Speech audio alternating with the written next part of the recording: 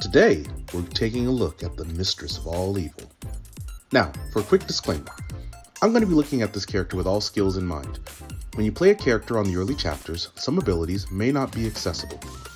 Make sure you play the earlier chapters if you're unfamiliar with how this game works, as it does a great job of explaining the mechanics of this game.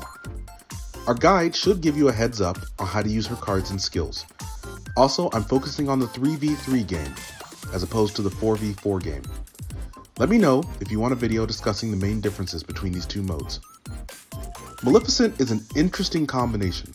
She's an offensive magic user who has low health but wants to be in charge of the VP spaces. I consider her to be a bit of a glass cannon, which means someone with a lot of offensive power but low defenses. Don't sleep on her though, she can quickly change the course of a battle. Let's find out how by looking at her character card. Like most characters, Maleficent can move 2 spaces, provide a hand size of 2, and hit for 2 damage. Maleficent's hit points stand at a paltry 7, and her victory points are a respectable 5. This makes her a tempting target, but won't lose you the game quickly. Her skill consists of the Forces of Evil. If she's on a VP space, you get to draw a card for each rival that was damaged that turn. Then, you place 1 card back on top of your deck. This is not only an opportunity to draw cards, which is always good, but it gives you the chance to reorganize part of your hand and prioritize cards that will help you. The catch to this is that Maleficent needs to be on the VP space when the skill is used, so you may need to plan ahead to make sure she isn't too big of a target when she's in the middle. Also, it may sound difficult to damage multiple rivals, but she has the tools to make that happen. Maleficent's upgrade is the Lingering Storm. Every time you use or discard a magic card on her turn, you get to do 1 direct damage to a rival. On the right team, this can be a very dangerous ability. It increases her ability to do damage by 1 or 2 per turn. However, it requires magic cards, which aren't common outside of a few characters. But we'll talk about that a bit more when it comes to team building. So, let's go through Maleficent's cards and break her down a bit further. I'm going to be going from most common to least common, as some cards appear in the deck multiple times. Entrancing Approach is her most common card, appearing 3 times. It allows her to move up to 3 spaces. Then, if she ends up on a VP space, you can move any one character by 1 space. 3 spaces is a good distance, but what really helps is the ability to move any other character. You can move your ally closer to their goal, taking your opponent by surprise, or you can move your rival into a poor position. This requires some foresight to use properly, and you can put yourself into trouble if you don't watch out, but it allows her to create a positioning advantage. Next is Diablo's Approach, which appears twice. Maleficent chooses an adjacent spot and basically fires a beam in a straight line. That beam then hits all rivals along that path for 2 damage each. It's one of the few attacks that are indirect, which helps against taunt and stealthy. Usually, I end up saving this card for the right opportunity when she can get at least 2 rivals in a straight line, or I can use it to bypass those 2 status effects. Overflowing Anger is a good attacking move. It allows you to do 3 damage to an adjacent rival. However, if you're on a VP space, then 1 indirect damage is done to the other adjacent rivals. This card is slightly situational, but if you're on a VP space, it can do pretty good damage, especially in combination with her skill. In my opinion, the strength of this card is in her skill and in her indirect damage. Her last 3 cards only have 1 copy each. The Forest of Thorns is her 1 status card, and you have a choice to make. It has a range of 2, and you can either hit 2 rivals for 1 damage each, or you can do 1 damage to a rival and give it 2 Immobilize.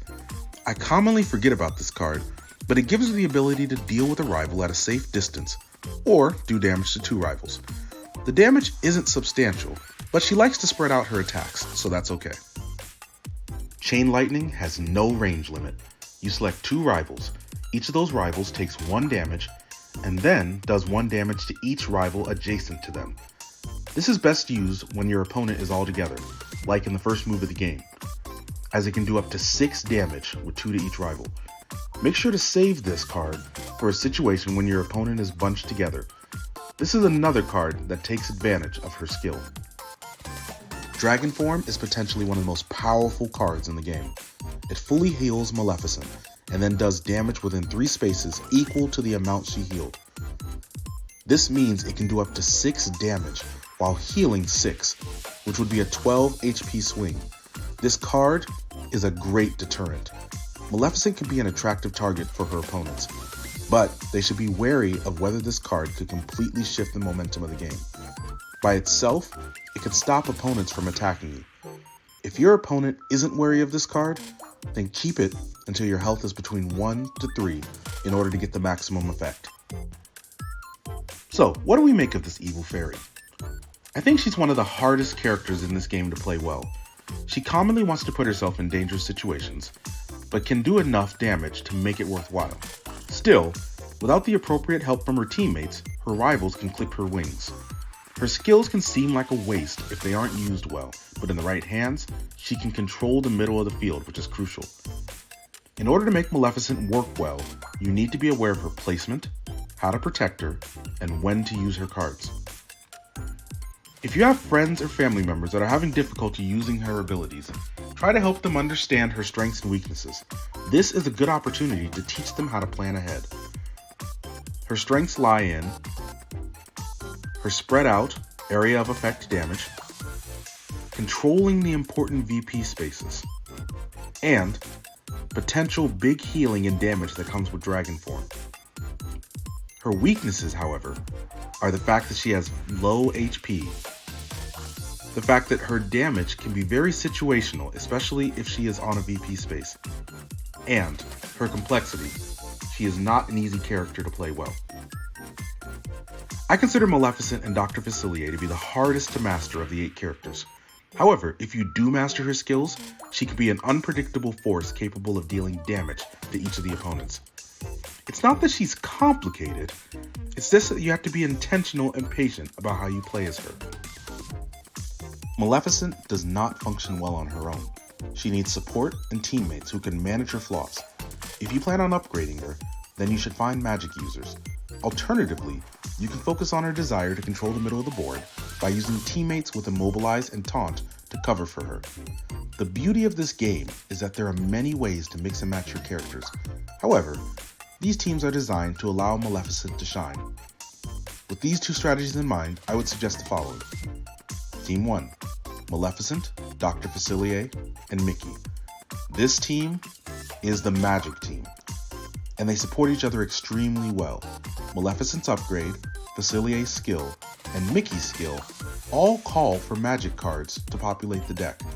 What it lacks in defense, it more than makes up for in constant offense and status effects. When it's played well, this is one of the most dominant teams in the base set.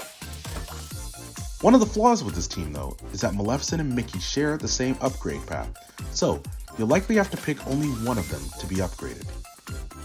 Team 2, Maleficent, Sully, and Gaston. Sully has the ability to protect Maleficent with his taunt, which is huge. When the 2 of them get going, it can leave the opponent with almost no options. However, this team has an obvious flaw. Having Sully and Gaston on the same team means that you will be at a disadvantage if you start trading knockouts due to the high VP. However, it is a great blend of strong offense while disrupting your opponent's ability to do the same. It also makes things difficult for your opponent. Gaston encourages rivals to stick together, while Maleficent encourages them to split up. They'll be stuck in a pick your poison situation. Well, if Sully's taunt even lets them pick. So, that's our breakdown of Maleficent. Thanks for joining us. Make sure to stick around for the next breakdown. Until then, and to show you I bear no ill will, I too shall bestow a gift on the child. See you next time.